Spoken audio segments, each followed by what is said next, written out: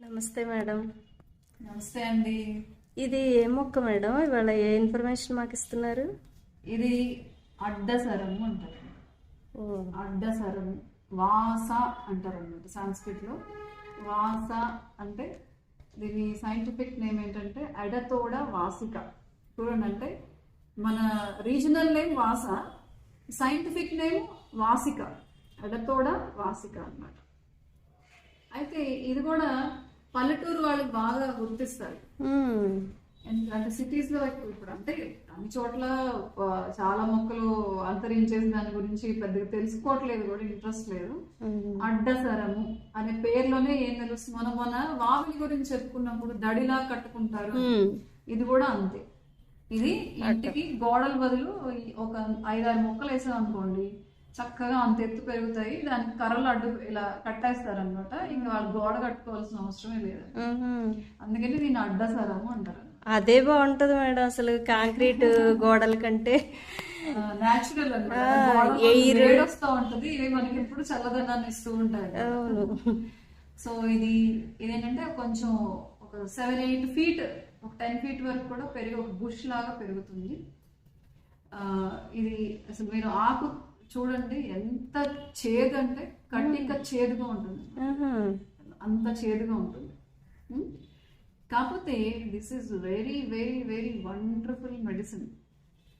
ఎట్లా అంటే bleeding disorders, మెయిన్గా రక్తపిత్తం అంటారు ఆయుర్వేదంలో. బ్లీడింగ్ డిజార్డర్స్ అంటే అది నేసల్ బ్లీడింగ్ అవ్వచ్చు, అంటే ముక్కులో నుండి రక్తం కారే సమస్యలు అవ్వచ్చు, లేకపోతే మలం ద్వారా రక్తం అవ్వచ్చు, లేకపోతే యూరిన్ ద్వారా రక్తం అవ్వచ్చు, ఏదైనా సరే బ్లీడింగ్ డిజార్డర్స్లో ఇది చాలా బాగా పనిచేస్తే ఉంటుంది. అంటే ఎప్పుడైనా రక్త స్తంభన చేసేటువంటి మెడిసిన్స్ అంటారు అన్నమాట ఆయుర్వేదంలో. అందులో ఇది one of the important ingredient. ఒక డౌట్ మేడం, ఇప్పుడు అల్లోపతిలో ఇస్తాము, బ్లీడింగ్ అవుతుంటే వెంటనే స్టాప్ అయిపోతుంది కదా, అలాగే ఇది వాడితే కూడా వెంటనే స్టాప్ అవుతుందా? అంటే అంత ఇమీడియట్ ఎఫెక్ట్ ఉండదు. అంటే క్రానిక్ బ్లీడింగ్ డిజార్డర్స్ ఇమీడియట్ గా బ్లీడ్ అవుతుంటే దాని మీద చేస్తే కొంత ఎఫెక్ట్ ఉండొచ్చు, కానీ వాళ్ళు ఏంటంటే దానిలో ఉండేటువంటి వాసిసిన్ అనేటువంటి యాక్టివ్ ఇంగ్రీడియంట్ తీసుకుని యూజ్ చేస్తారు. సింథటిక్ మాలిక్యూల్స్ కూడా తయారు చేస్తారు. కాకపోతే ఇది ఏంటంటే ఎప్పుడు తరచూ బ్లీడింగ్ ప్రాబ్లం ఉండేవాళ్ళు, ప్రతిసారి మనకి ఏంటంటే స్ట్రిప్టెక్స్ గా వాడేటువంటి ఏది ఇంజెక్షన్ వాడలేకపోవచ్చు కదా. ఎప్పుడు తరచూ బ్లీడింగ్ ప్రాబ్లమ్స్ ఉండే వాళ్ళకి చాలా బాగా పనిచేస్తుంది. ఎస్పెషల్లీ ఏంటంటే ఊపిరితిత్తులకు సంబంధించినటువంటి బాగా లంగ్స్ లో గనక అంటే ట్రామా రావటం కానీ, లేకపోతే కళ్ళతో పాటు రక్తం పడటం, అలాంటి కండిషన్స్ లో చాలా బాగా పనిచేస్తుంది. దగ్గు అంటే పొడి దగ్గు, ఎస్పెషల్లీ పొడి దగ్గులు, ఆయాసంలో, అట్లాంటి కండిషన్స్ లో వాసారిష్ట, వాసకాసం అనేటువంటి కొన్ని మందులు తయారు చేస్తారు. అందులో చాలా బాగా పనిచేస్తుంది. అయితే ఇది ఎంత చేదంటే మీరు అసలు నోట్లో పెట్టుకుంటే ఈ రోజంతా చేదుతోనే ఉంటారు. అంత తీవ్రమైనటువంటి తిక్త రసం అంటే చేదు రసం కలిగి ఉంటుంది. అయితే దీని ఉపయోగం ఏంటంటే లీఫే, ఆకే అన్నమాట, వాడుకోవచ్చు. మరి ఆకు చేదు అంటున్నారు కదా మేడం, మరి ఎంత చేదు ఎలా తినొచ్చు అంటే మనం దాని బెల్లము, షుగర్ కలుపుకొని వాడుకోవచ్చు. అయితే ఇక్కడ ఏంటంటే ఒక చిన్న చేంజ్, ఈ ఆకును డైరెక్ట్ గా రసం తీసుకుంటే వాడుకోవడానికి అంటే అంతగా ఉపయోగపడదు. అంటే ఎక్కువగా పొటెన్సీ చాలా ఎక్కువ ఉంటుంది అన్నమాట, చేదు కూడా ఎక్కువ ఉంటుంది. ఇది ఏం చేయాలంటే ఆకుల్ని కొన్ని కట్ చేసి వాటిని బాగా మెత్తగా నూరి దాన్ని పుటం వేయాలి. పుటం అంటే ఒక మట్టి మూకుడు ఉంటుంది చూసారా, ఈ పేస్ట్ ని అందులో, లేకపోతే ఆకుల్ని సన్నగా తరిగి అందులో వేసి, ఆ కుండ మూకుడు ఉంటుంది, కుండ పైన మూత ఉండే మూకుడులు ఉంటాయి, పైన ఒకటి కింద ఒకటి, మధ్యలో ఆకులు వేసి దాన్ని సీల్ చేసి క్లాత్ తో కానీ ముల్తాని మట్టితో కానీ, అది బొగ్గు పొయ్యిలోను అట్లా అంటే వేడి చూపించాలి. అలా బాగా వేడి అయిన తర్వాత అప్పుడు అది తీసి ఆకుల యొక్క రసాన్ని తీసుకుని అది తీసుకోవాలి. అప్పుడు దాని యొక్క గుణం చాలా ఎక్సలెంట్ గా పనిచేస్తుంది. దాన్ని పుటపక్వస్వరసం అంటారు. లేకపోతే ఒక ముద్దలాంటి క్లాత్ ని బాగా మంచిగా ఈ ఆకులన్నీ వేసి పైన ఒక పొట్లంలాగా కట్టి దానిపైన ముల్తాని మట్టితో ఒక పేస్ట్ లాగా అంటే కవర్ చేసేసి ఆ మూటని మన నిప్పుల్లో వేసి కాల్చేసి తర్వాత ఓపెన్ చేసి అందులో ఉన్నటువంటి ఆకులు తీసి రసం తీసి ఆ రసాన్ని ఒక 25 to 30 ml తీసుకున్నట్లయితే ఉదయం సాయంత్రం ఎస్పెషల్లీ ఏంటంటే మనం చెప్పుకున్నటువంటి బ్లీడింగ్ డిజార్డర్స్ లో కానీ, పొడి దగ్గు, అలాగే ఆయాసం, దగ్గు, ఇలాంటి కండిషన్స్ లో కూడా చాలా బాగా ఎక్సలెంట్ గా పనిచేస్తుంది వాస అనేది. ఇది పల్లెటూళ్ళలో చాలా కామన్ గా దొరికేటువంటి మెడిసిన్. చాలా అంటే అందరి ఇళ్లలో ఇది వరకు ఉండేది చెప్పాలి అంటే.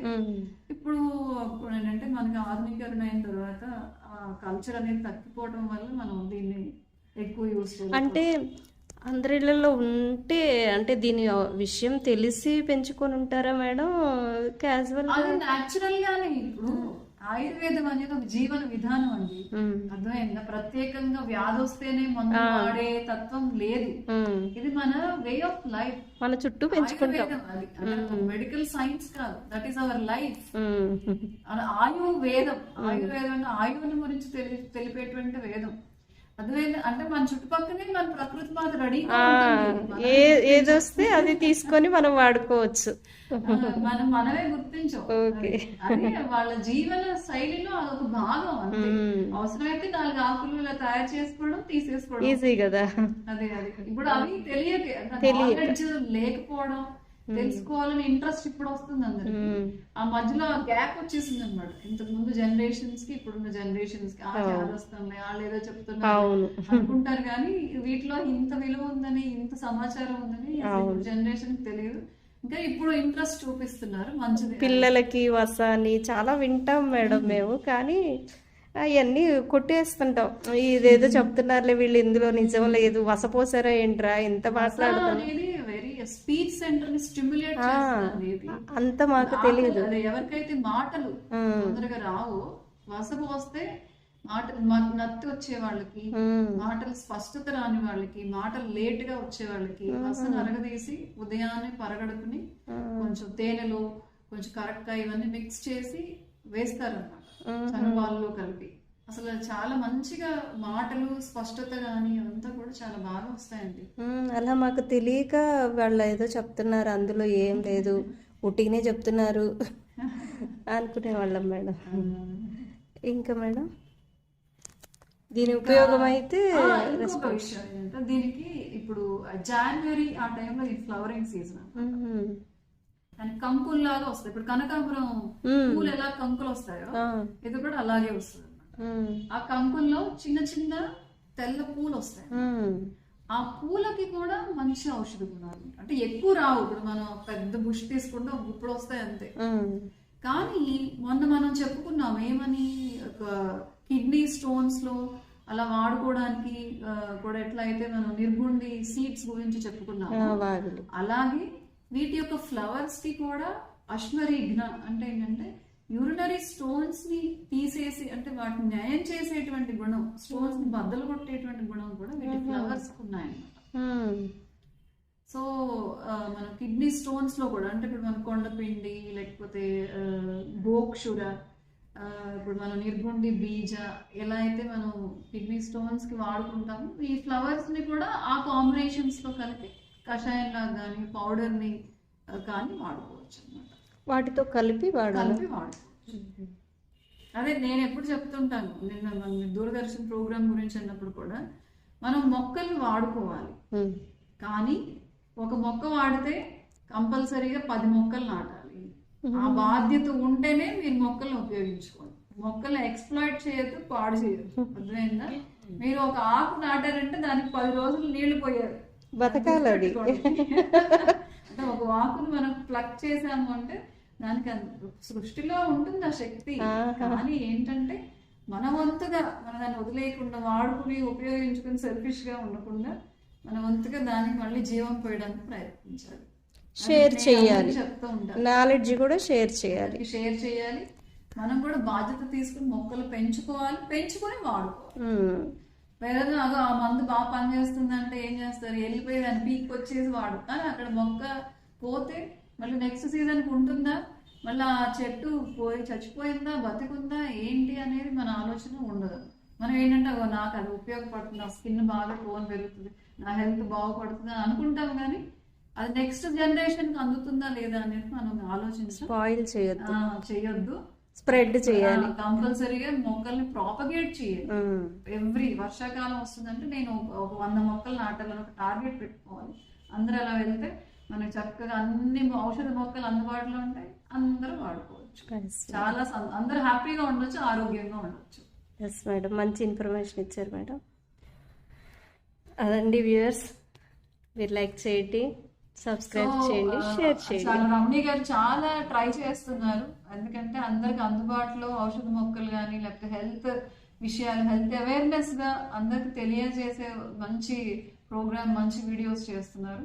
సో మీరు తెలుసుకోవడమే కాకుండా అందరికి తెలియచేయండి, అందరికి షేర్ చేయండి. అలాగే వీడియో నచ్చినట్లయితే లైక్ చేయండి, కామెంట్ చేయండి. ఏమన్నా ఇంకా కరెక్ట్ చేసుకుంటే బాగుంటుంది అనుకుంటే దాన్ని కూడా మీ సజెషన్స్ ఇవ్వండి. వేరే స్వాగతిస్తాం దానికి. అందరికి షేర్ చేయండి, సబ్స్క్రైబ్ చేయండి. మీకు ఇంకేమన్నా ఇన్ఫర్మేషన్, ఇంకేదన్నా కావాలి అంటే, ఏదైనా స్పెసిఫిక్ ఏదైనా విషయం మీద మీకు ఏదైనా కావాలి అంటే కూడా మాకు తెలిసిన నాలెడ్జ్ మేము షేర్ చేయడానికి ప్రయత్నిస్తాం. కామెంట్లో పెట్టండి. థ్యాంక్ యూ మేడం, మంచి ఇన్ఫర్మేషన్ ఇచ్చారు. Thank you. నమస్తే.